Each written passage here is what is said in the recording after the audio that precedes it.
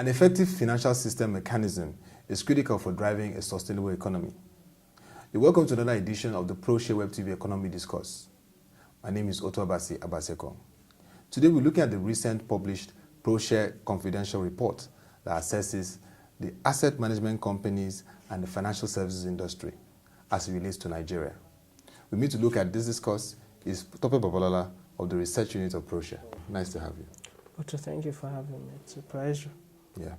Today we're looking at the recent Proshare Confidential report that looked at the relationship between asset management companies and the financial services industry, and in this case, Nigeria as a case study. First, I would like to ask you, what led to the emergence of the asset management company of Nigeria? Well, in most countries in the world, asset management companies are always a product of busts. And they are busts, and we always refer to them as child of consequences. Child of consequences. And just like you said, in Nigeria, we have what we refer to as the Asset Management Company of Nigeria. But it didn't start in Nigeria. For instance, in the US, you had what was referred to as the Resolution Trust Corporation. Yeah. In Sweden, you had Secrom. Okay. At the same time, you look in countries like Ireland, which was also created at the same time when we were doing ours, with the National Agency for Asset Management, and that you also look at Turkey also had something like the Savings Trust Corporation. Okay. So all these were also forms of AMCs. And their role is to help stabilize the macro levels and, of course, intervene when necessary in the financial services industry. So let's look at the kind of AMC we have. How would you describe how the AMC works in Nigeria? Well, the kind of AMC we have in Nigeria, well, the schematic itself shows that you have an open bank. At the top layer, you have the AMC in the middle, you have government who seems as a guarantee. But then, in reality, is that the AMC it raises finances through a coupon, which is done through the money market, and in that coupon, actually, what it does is that it actually discounts the bad loans which are in the system to nil. So that's the kind of AMC we have in Nigeria. And that explains the 2.3 trillion bond and refinance at 12% rate, but needs a guarantee. Now let's look at the sinking fund concept in the asset management company of Nigeria. Can you give us further insight into the sinking fund and how it operates and how it really affects the issues of asset management and stabilization? AMCON as a body and as an AMC actually went to the money market. It raised 2.3 trillion and was refinanced at 12%. Yeah. Now, the idea was that the repayment of it will be tied to the asset of banks. But the model was also of the notion that the assets of banks have been growing at 20% over the years. But then you also have to take several things into consideration. One is that at some time you cannot see bank assets will not continue to grow at that rate because the diminishing return to scale will come to play. That's very, very important. Secondly, is that you are also seeing these circumstances whereby at one particular point in time, you are also seeing a scenario whereby banks also are shifting in terms of assets. You don't need much, you don't need big assets now, just like what you're having. It's a move from the traditional banks to modern day banks, whereby it's not about big assets, but then it's more about strategic services. Yeah, strategic services, and then also ensuring that you employ more of technology, which is more into play. So in terms of property and plants and equipment, that does not really serve as the full fulcrum of assets. So you are seeing that into play. So the assets of banks are not growing as it used to be. So therefore, also in repaying that loan, in repaying that particular sinking fund, filling the hole that emerged from the sinking fund, also becomes a problem because it comes at a relatively slower pace. That's the reality. We did a study on it, and we saw that it's a scenario, and that scenario showed that given today's reality, that we will pay that maybe at at 28 years' time. Wow. That even scales beyond the perceived tenure of the current AMCON period. In terms of a snapshot of the financials of the Asset Management Company of Nigeria, can you give us further insight into it? Well, in terms of financials, you find out because it went to the money market, it's net interest. It's net interest. Net interest is always negative. And why? Because its net interest expenses are always high. But then its net interest income are relatively lower. So, but then over time, you've seen that its net operating income have also increased. And why is that? You find that our credit losses have also reduced, because in terms of assets, when your assets, the asset in your portfolio reduces, in terms of credit losses also reduces. And two is that we've also begin to have a positive in terms of fair value. Net trading gain also have also improved. So your net operating income for this year alone was 65 billion.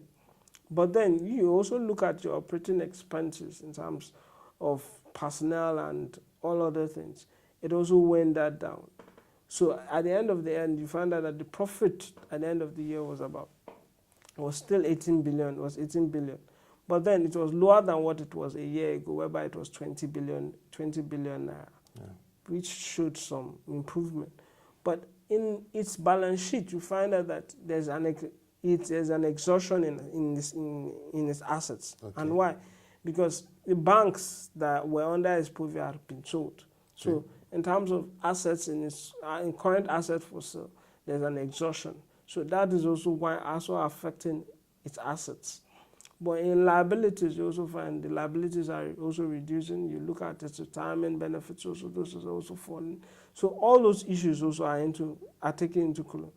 But the truth is that it's winding down its balance sheets, because if you look at its liabilities, it was about 5.17, now it's about 4.83 trillion naira, and you realize that it has been less. But the reality is that you have to wind down that balance sheet furthermore, so that you also ensure macro prudentials on behalf of the bank itself. Now let's look at the two-case scenario that has been brought up from this report for the Asset Management Company of Nigeria. On one hand, we're looking at the issues around it becoming under the jurisdiction of the National Deposit Insurance Corporation. On the other hand, we're looking at a situation where it begins to wind down its operations, look at its balance sheets, just to ensure that it doesn't reward bad behavior. Can you give further insight on this? Well, just like you said, in 1989, when you had this particular crisis in the US, when the RTC was formed, after winding down its balance sheet, what they immediately did was that they also made it an arm of the FDIC. And by doing so, they also strengthened the FDIC in terms of regulatory authority, regulatory power. And let me remind you that the NDIC by law can also give licenses to bridge banks. Okay. So one will wonder that if an institution which can give license to bridge banks, why can't it not win such bridge banks? That's one. Two is that you also have to take into consideration that the NDIC also collects premiums from DMBs. So it's also important that if you have in the tail case scenario, like we said, that you wind down the AMCON and make it an arm of NDIC. By so doing, what you do is that you broaden the regulatory authority of NDIC, because in reality is that we really need to broaden the regulatory authority of NDIC. Because if you look at the Act of 1991, you know that it's to some extent it's still obsolete. And the fact is that you also have to take into consideration is that the banking space has also evolved. So you also need regulations that follow the trends, even with what's happening in fintech now. Yes, because it's so important. Because if you don't have that, it also, in terms of trying to also ensure that these depositors are also being secured, it becomes an issue. And secondly is that you could also the other part is that you could have an AMCON, but then the AMCON on the other hand therefore has to take into consideration its accumulated loss. Although yes, you have seen over the years that those accumulated loss have been there, but then like we had initially stated, is that every AMC always have always have these difficulties of accumulated losses. But then the reality is that to ensure that AMCON become a bit more profitable, and therefore that on long term it does not become an institution which rewards bad behavior. Which is very important. Which is very bad. Which is also very important. Yeah. It has to wind down its balance sheet, and at the same time, it also must ensure that it also become more profitable. Yeah. Which it could do. I feel it can do as an AMC, because we've also seen other AMCs like Secron in Sweden. In Sweden, like you mentioned. Secron in Sweden, which is playing that role. So you can have such kind of institutions. But then the reality is that you must create a balance such that you don't have a scenario whereby you don't at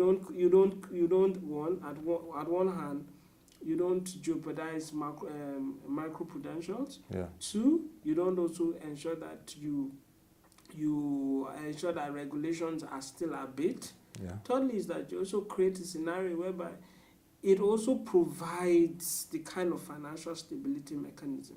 Because like we've always stated, and I keep saying, is that the history of economics is captured in bubbles and busts. And therefore, in the reality is that we must always have a financial stability mechanism, either as an AMC, one way or the other, which will always ensure that it provides that kind of mechanism. Finally, talking about its tenure and, of course, outlook for the AMCON, what do you see as its outlook?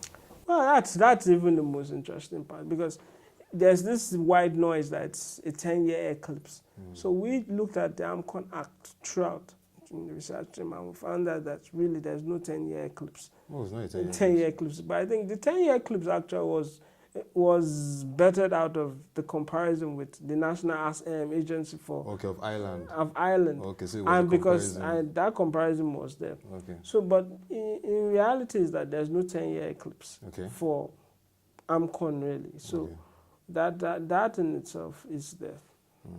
Okay. We just hope that we can get a very clear direction on what happens, considering its importance to the financial market and the economy at large.